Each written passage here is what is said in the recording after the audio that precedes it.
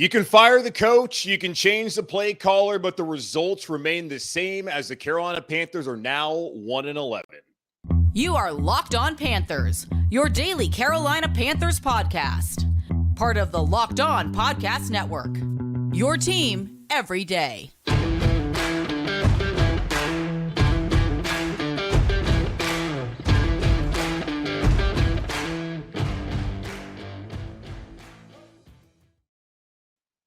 Welcome into another edition of the Locked On Panthers podcast, a part of the Locked On Podcast Network. I'm your host, as always, Julian Council, talking Carolina Panthers with you every Monday, Tuesday, Wednesday, Thursday, and Friday. Your team every day. That's our motto here on the Locked On Podcast Network. Subscribe or follow the show for free on YouTube or wherever you listen to your favorite podcasts.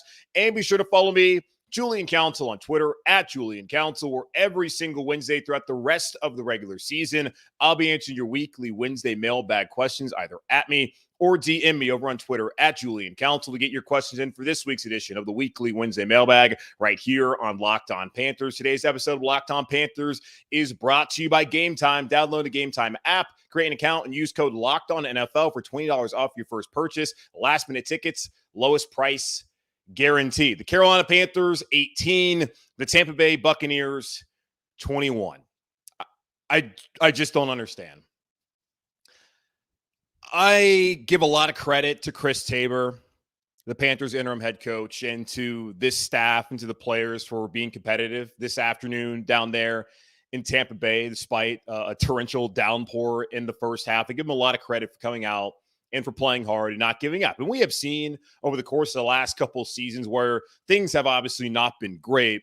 You really haven't seen Panthers teams just completely quit and pack it in. We have seen epic collapses in the second half of seasons, but we really have not seen teams go out there and just not give any sort of energy and effort, especially since they hired Matt Rule. And then going back to last season when Steve Wilks took over and how that team was able to really bring back the kind of culture that I think is necessary for any team in the NFL, but particularly here in Charlotte, to have success. So I give them a lot of credit for how they went out there and performed today. I love the fact that they ran the ball more than they passed the ball, 34 rushing attempts to 31 pass attempts. But unfortunately, it should have been more rush attempts than what we saw on Sunday afternoon. I'm just sick and tired of coaches getting in the way of allowing this team a chance to win. We saw it last week, and while we had the conversation, not knowing whether that would be Frank Reich's last game or not, we did not believe the Panthers were going to go down and tie the game against Tennessee last week.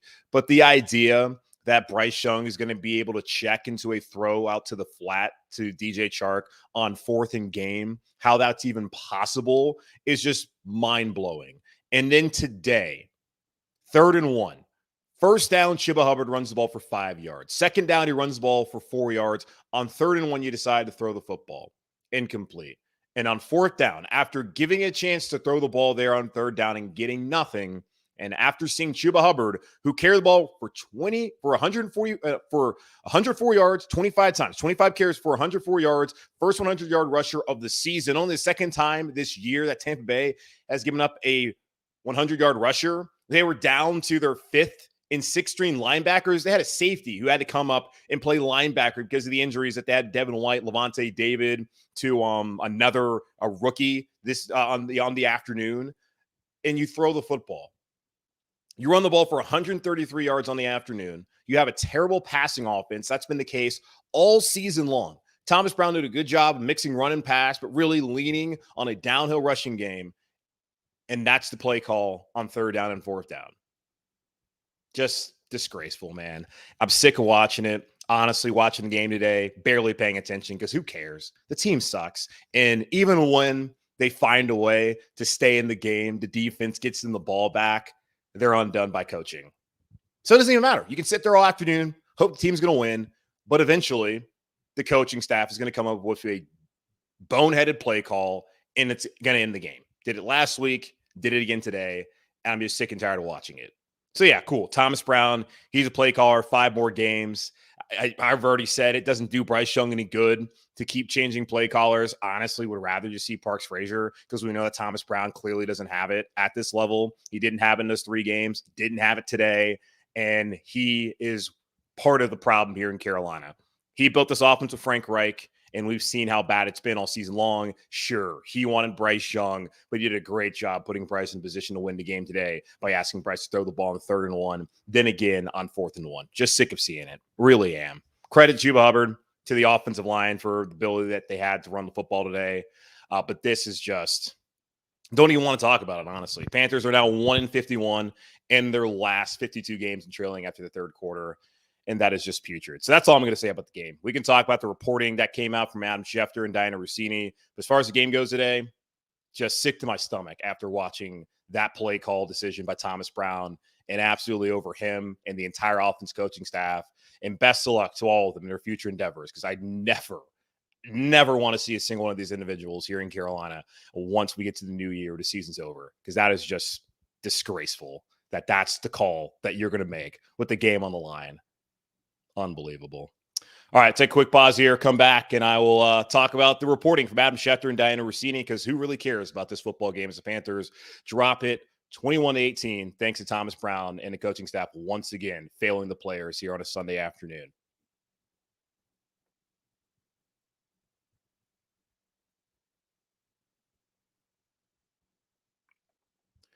This show is sponsored by BetterHelp. Whether or not your family gives gifts during the holidays, you get to define how you give to yourself, and the holidays are a great time to do that. So whether it's by starting therapy, going easier on yourself during the tough moments, or treating yourself to a day of complete rest, remember to give yourself some love this holiday season. If you're thinking of starting therapy, give BetterHelp a try. It's entirely online, designed to be convenient, flexible, and suited to your schedule.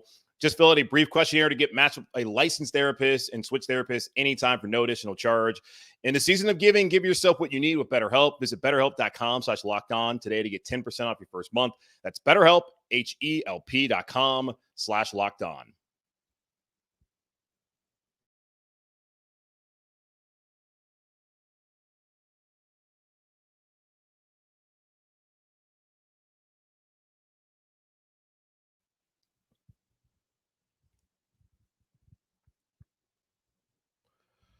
Shout out to the 104 people here live with me on YouTube as we talk about the Carolina Panthers' latest loss. You heard my opening thoughts about Thomas Brown and the way the game ended. That's all I got to say about the game. Just if that's what they're going to decide to do, then I'm just not going to give any sort of comments on the game. That's what they want to do. So let's just move on to figuring out the future here in Carolina, because clearly the next 5 games are all just going to be a waste of everyone's time. So let's get into some of the reporting that came out over the weekend. And this is how things typically work in the NFL. You have a bunch of embargoed information that will come out either on Saturday morning or really on Sunday morning, right before the pregame shows or as pregame shows are going on, and really let you know what's going on with your team. So we're all wondering, what's the future here in Carolina? And also, we want some insight to why David Tepper fired Frank Reich. Well, we know because Bryce Young has not played at a high enough level. The offense has been a complete disaster. He hired guys like Thomas Brown that don't know how to run the football, when that's all you've done well all day long. So that's part of the reason why he's not here. But David Tepper would not tell us that on Tuesday why he decided to fire Frank Reich, even though we kind of all know. And according to Adam Schefter, of course, ESPN, he came out and said that, well, let me get to actually Dianna Russini. She had some better insight into why the decision happened. Dianna Russini, formerly of ESPN, but now The Athletic. If you think about CJ Stroud, the way he's played so far this season, that did play a role. She quoted one of her sources saying Stroud's early success 100% played into Tepper's decision to fire Frank Reich. We all felt the pressure and frustrations. It's hard to step in and carry the weight of a franchise, and Bryce has had it harder than most, which we, of course, have seen as the offensive line has been putrid. Today, Justin McCray, who was elevated after the practice squad, he started along with Nash Jensen, who made his first career NFL snaps last week. So the fact that they're now down to, I think it's been 6 left guards, 5 or 7 right guards this season, that is just insane. The amount of churn there's been on the offensive line due to injury, but also just performance related, as you saw with those guys out there today. So Bryce Young has not had any help when it comes to that. The playmakers have not been good. The running game has not been great, but it was solid today as Chuba Hubbard went for over 100 yards. First time it's happened all season long for a Carolina Panthers running back. But yeah, CJ Stroud, the way he's played, that definitely played a role in David Tepper's decision to move on from Frank Reich. And I don't think that's all that surprising. So good to get that information. And also interesting too, because there's been people who have asked me about this. Should the Panthers kind of sit Bryce Young? And there was the conspiracy when Bryce had the mystery ankle injury, and not quite sure when that occurred, but it happened at some point in time in the second half of that Saints game back on Monday Night Football in week 2. Did not see Bryce Young in a boot leaving the stadium or at practice. Just really weird all around what happened there. But Andy Dalton came in and started that game against Seattle, and that was the best passing performance Panthers have had all season, and I suspect will have all season long, as he went for over 300 yards in that game in the loss at Seattle earlier this season. And there are some people saying, hey, just stick with Andy Dalton, give Bryce some time to figure it out.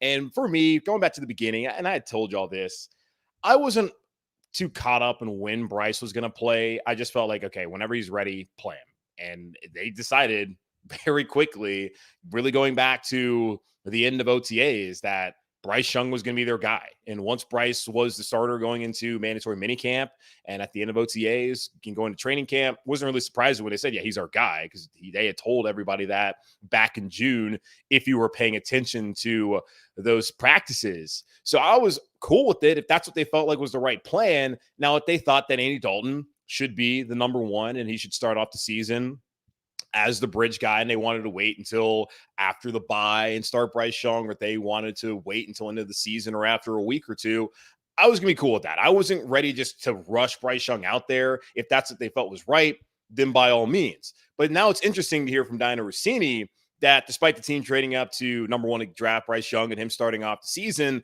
that by week 5, multiple Carolina Panther coaches wanted to bench the rookie for veteran quarterback Andy Dalton. Some believe the team needed to change, that Young required more coaching, and probably would have done Bryce Young some good, considering that with him going out there each and every week, while the experience is obviously paramount, it's important for him and his development, he hasn't really improved all that much. We saw today just the backwards pass where Bryce is just trying to get rid of the ball. There's no one there. And those are kind of the things that we've seen, where the bad habits that you really hope don't carry over to when he has a new coaching staff and to next season. That is the concern. And I don't think that you can really make an argument against Andy Dalton probably being the best quarterback on the roster right now, giving the Panthers the best chance to win football games. But really, when you give up that much of Bryce Young and you pretty much have a 3-year timeline to figure out whether he's the guy, then you're not going to really start. You're not going to bench him after you start him for 2 games. And yes, Andy Dalton came in and played well. You're going to want him out there. And at some point in time, I think he would have came back out and played. I don't know how much good it really would have done him to sit on the bench and to watch Andy Dalton. And I don't think that changes the fact that Frank Reich is no longer here in Carolina. Maybe they won a couple more games. And looking at the rest of the NFC South with Andy Dalton, while the O-line's terrible, the receivers are terrible, the run game has been non-existent outside of today, maybe you have an opportunity to have 4, maybe even 5 wins and be right in the thick of the NFC South race. But I guess we'll never know. But interesting to know that there was coaches that wanted to bench Bryce, would like to know who those guys were. Was it Josh McCown? Was it Deuce Staley? As those 2 guys are, of course, no longer here. And Chris Tabor did not want to get into the decision to get rid of them, other than saying that he respects those guys and he's going to do whatever's best for the team. Was that best for the team to get rid of those 2 guys? Or were they vocal about wanting to sit Bryce Young? I guess we may know down the line, but right now we do not know. Another interesting point. People will ask about this. We covered it last week. I guess I covered it last week here on the podcast. Why Ejiro Evero was not the interim. And now we saw Thomas Brown, why he's not the interim. The guy needs to be focused on the offensive play calling, and he can't even do good at that. So definitely does not need to be the head coach of this football team or any football team anytime soon, based on what we'll be seeing here this season in Carolina. Not everything's on him, but damn, dude. 3rd and 1, 4th and 1. You don't want to run the football with a 100-yard back today. Just ridiculous. But apparently Panthers defensive coordinator Ejiro Evero, who's done a great job, and according to plenty of insiders out there, is going to get an opportunity once again, like last year, to interview for head coaching jobs. And if I'm someone out there who is not completely lasered in and being just binary and only wanting an offensive coach, that's a guy that I'd be extremely interested in. Won't get an opportunity here in Carolina because Tepper already is like, I need an offensive coach. Got to have an offensive coach. But we've seen down in Houston, D'Amico Ryan's not an offensive coach, and CJ Stroud's having a great season. Now, Bobby Slowick's probably done, obviously, a great job in helping that be the case. But right there, got a defensive guy, hired a good coaching staff around him. And what do you know? Your rookie quarterback's having success. So David Tepper maybe making the same mistake yet again, but we'll see how it works out as he's going to look for a new head coach. But Ejiro Evero was never approached by David Tepper to take the interim head coaching position, according to her league source. And also, interesting note that I didn't remember or even know, honestly. Apparently, last year in Denver, after Hackett was fired, Ejiro Evero was approached about being the head coach there, and he said, "Nah, I'm good." And later he explained that he did not believe it was a good situation.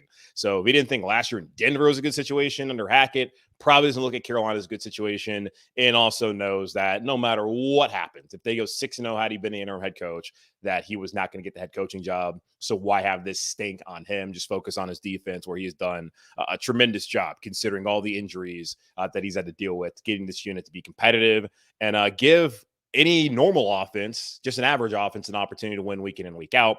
But of course, that's not what we have here in Carolina, thanks to the coaching staff and to the players that are around Bryce Young. Now, as far as candidates, Dianna Russini came out and said that offense, that's what we're going to be looking for. Ben Johnson, that's going to be the name. Adam Schefter, his league source, I was quoted saying that he wants to go the offensive route, which not a surprise to anyone out there. As soon as Reich was fired, that was reporting from all the insiders out there. I think it was Schefter, who was on Monday Night Football, who immediately went out there and said that. And even like just people not even probably even source were just saying, yeah, I mean, he's going to go with offensive coach. That's the way you do things in the league. You get a young offensive coach to pair up Bryce Young. Now you got to find someone who was willing to deal with Tepper and all his BS, and also someone who loves Bryce Young, wants to work with Bryce Young. So we'll see if that's Ben Johnson, Brian Johnson, the OC for the Philadelphia Eagles, who Steve Wilkes had targeted as his OC. But of course, that was not going to work out, as Johnson was elevated after Shane Steichen got the Colts job there in Indianapolis.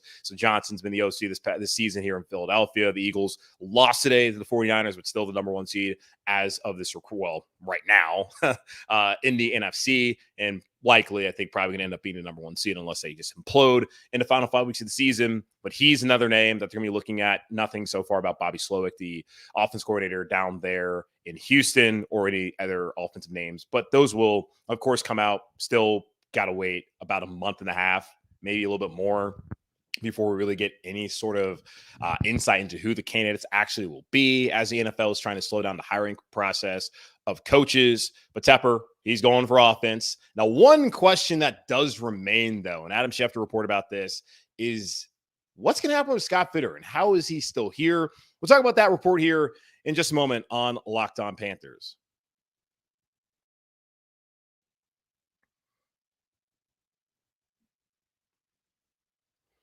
You shouldn't have to worry when you're buying tickets to your next big event. GameTime is the fast and easy way to buy tickets for all the sports, music, comedy, and theater events near you. With killer last-minute deals, all-in prices, views from your seat, and their best price guarantee, GameTime takes guesswork out of buying tickets. GameTime is the only ticketing app that gives you complete peace of mind with your purchase. See the view from your seat before you buy, so you know exactly what to expect when you arrive.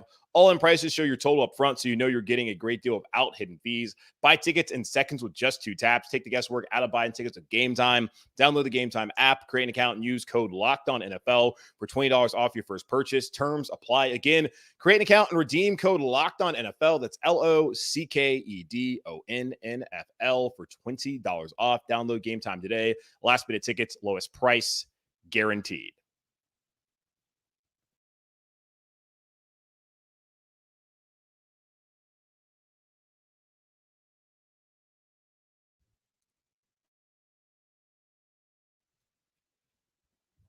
So why is Scott Fitterer still here? Many people are asking this question and wondering how that could be possible, considering the Carolina Panthers are now a paltry 1-11 this season. And since Fitterer has taken over, the Panthers had many poor trades. They've also had plenty of draft picks that have not panned out so far. And even looking at the draft class this past spring, Bryce Young has not developed. I think in large part because of the coaching staff and what's around him. TBD on whether he will be the answer long-term in Carolina.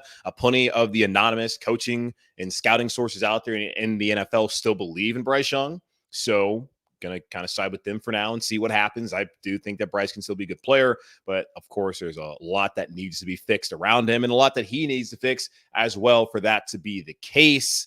Wondering also, but the rest of the roster is not great, and that's Scott Fitterer who brought the roster here. That's the rest of the front office. That's the coaching staff that collaborated with all of that. So Frank Reich not here. in Carolina anymore because of the development or lack thereof of Bryce Young, and looks like some infighting within his coaching staff and wanting to bench Bryce Young. But why is Scott Fitterer here right now in Carolina?